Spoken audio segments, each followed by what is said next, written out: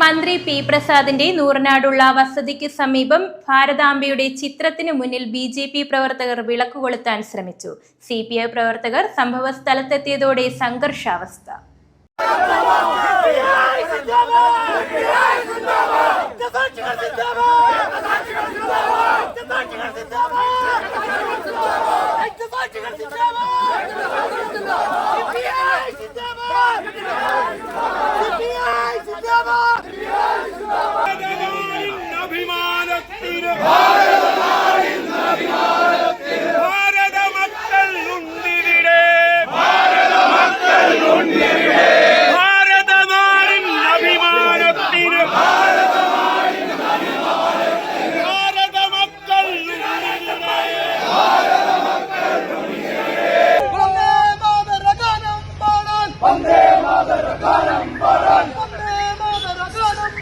Vande Mataram,